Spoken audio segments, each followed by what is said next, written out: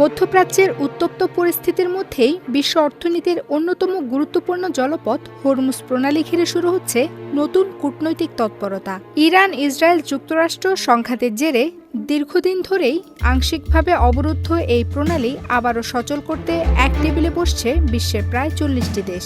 তবে এই আলোচনায় নেই যুক্তরাষ্ট্র। শুক্রবার প্যারিসে যুক্তরাজ্য ও ফ্রান্সের যৌথ উদ্যোগে শুরু হলো এই গুরুত্বপূর্ণ সম্মেলন। আন্তর্জাতিক সংবাদ মাধ্যমগুলোর তথ্য অনুযায়ী বৈঠকের মূল লক্ষ্য পারস্য উপসাগরীয় এই পথ দিয়ে নৌ চলাচলের পূর্ণ স্বাধীনতা নিশ্চিত করা এবং জ্বালানি সরবরাহে তৈরি হওয়া বৈশ্বিক সংকট নিরসনের পথ খোঁজা।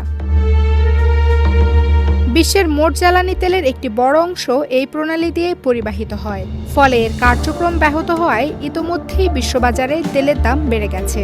ইউরোপ সহ বিভিন্ন অঞ্চলে জ্বালানি সংকট দেখা দিয়েছে। এই বাস্তবতায় সম্মেলনটিকে শুধু আঞ্চলিক নয়, বৈশ্বিক অর্থনীতির জন্য অত্যন্ত গুরুত্বপূর্ণ বলে মনে করছেন বিশ্লেষকরা। ক্যাথরিন ভট্রিন জানিয়েছেন, ইউরোপের কয়েকটি দেশ, বিশেষ করে বেলজিয়াম, নেদারল্যান্ডস ও ফ্রান্স সমুদ্রের মাইন অপসারণে সক্ষম।